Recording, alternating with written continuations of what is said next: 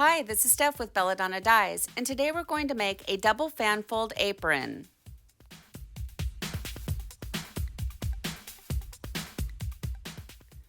Smooth out your project and then fold it directly in half. And using a washable marker, mark out your pattern. And for this one, I'm just freehanding it. Now I left this part in. These aprons aren't perfectly square, and that's okay.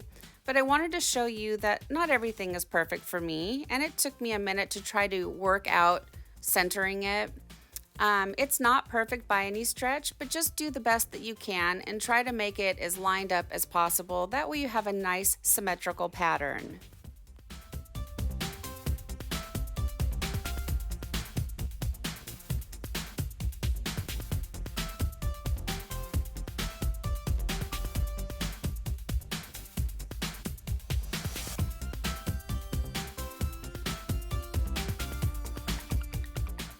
Well, that's about as good as I'm going to get it. Now you want to pleat along that line, making the line as straight as possible. And if you watch me, I'll twist the project to keep it in front of me. That helps keep that line nice and straight. And I'd say these pleats are about an inch tall.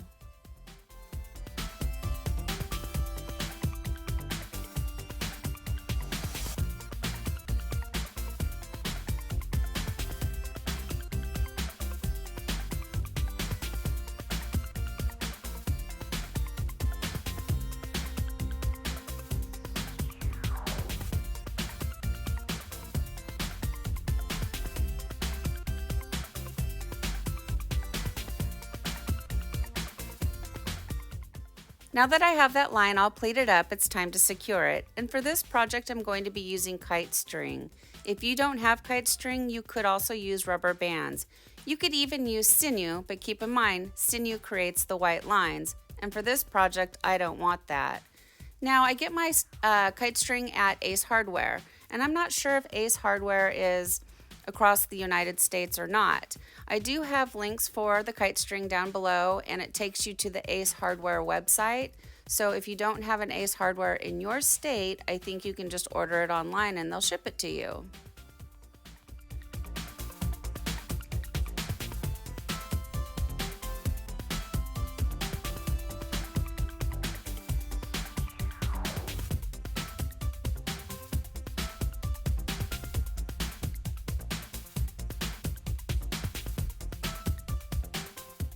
Continue to work on your pleats all the way down the project. And around the pocket area, it can be a little bit challenging because it's extra super thick, but just work with it, you'll get it.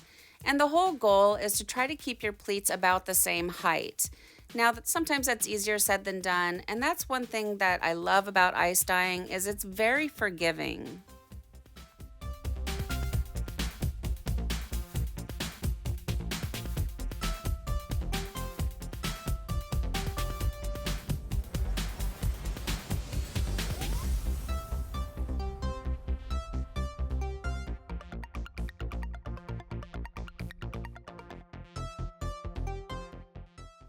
I've made my way down to the end of the apron, and now it's time to do something with the apron strings.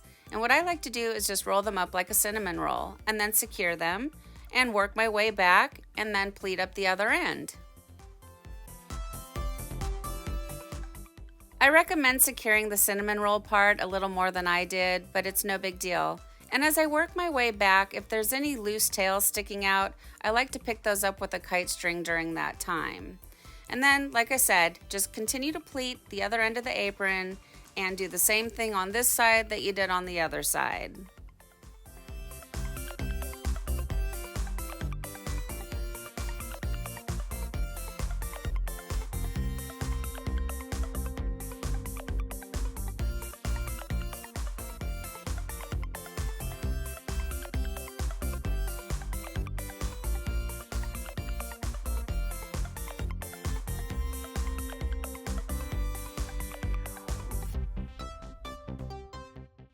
I've worked my way back to the beginning, and now I'm going to secure it with a simple double knot.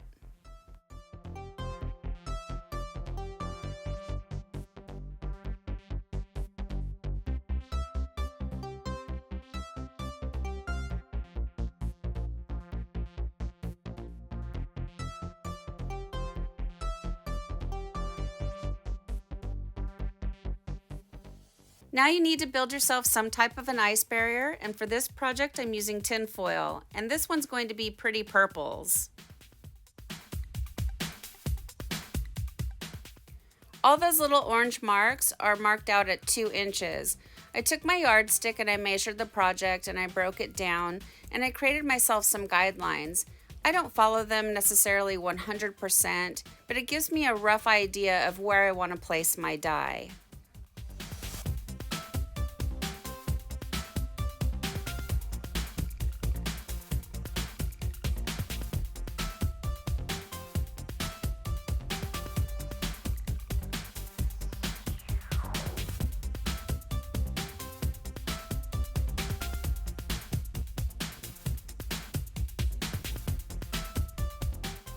I like to use a new spoon for each jar of dye because I don't want to cross-contaminate. I don't want to take my dark plum and then stick it in my plum blossom and ruin the whole batch. Even though these are disposable spoons, I don't dispose of them. I take them to the sink, I rinse them very well, then I put them in the dishwasher, and when they're dry, I stick them back in the box and reuse them.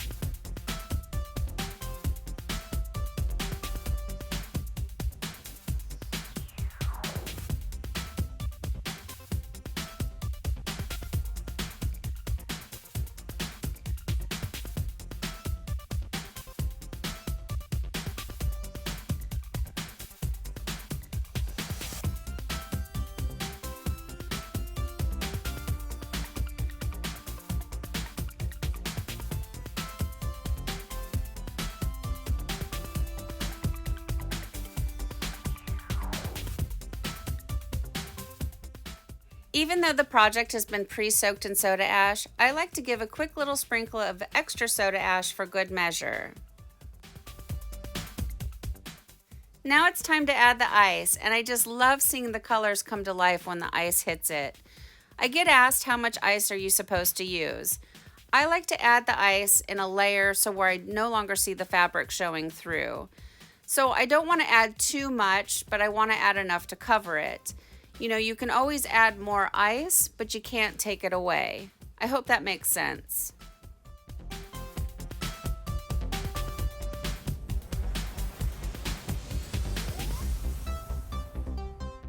I came back after the ice had melted and I checked it, and I was getting a lot of good saturation on the back, but there was still quite a bit of undissolved dye. And also, the plum blossom had some areas that were still looking a little bit white. So I decided to add a little more plum blossom, a quick little sprinkle of soda ash because we're adding more ice, and then I did the second layer of ice and I let it batch for 48 hours after the ice melts. And the reason for the 48 hours is because it's cold here in Oregon, and I want to make sure that it has a chance to have, the most vibrancy possible in the cooler temperatures. It's been 48 hours since the second layer of ice has melted, and now it's time for the rinse out. You want to start by using cold water. That's going to rinse away any soda ash that might still be reacting within the fabric. You want to do that because you don't want any dye back on the lighter colors. However, with ice dyeing, there's so much water going through it. With all the ice, there probably isn't much reaction going on after 48 hours, but you still want to go through the motions. And then you want to increase your water to hot and rinse until the water runs pretty much clear.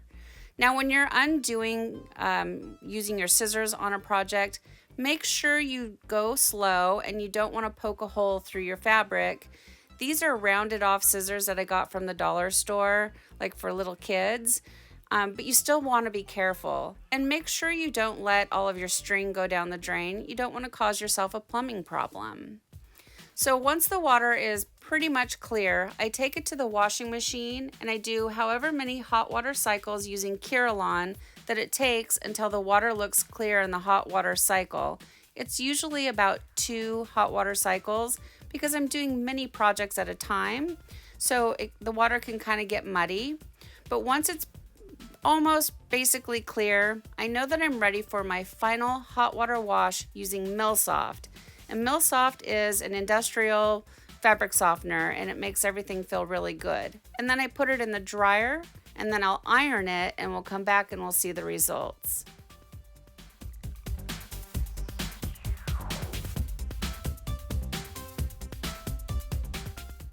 Well, here it is, guys. Here's our double Fanfold apron after it's been washed and dried, and I think it turned out beautiful. You can never go wrong with the purples and the pinks. I think they're just beautiful tie-dye colors. I really like the pattern on this one. I like the V at the top and the V at the bottom. I think it creates a lot of interest for your eyes. And then the arc, when it's wrapped around you, it's kind of slimming, I think. So overall, I'm very pleased with this project. I'm happy that they're 100% cotton and they look amazing. So what do you guys think? Please leave me some comments down below. Thank you so much for watching. Please subscribe to my channel, leave a thumbs up and click the bell and set it to all. That way you get notified of future uploads. And remember, have fun tie-dyeing.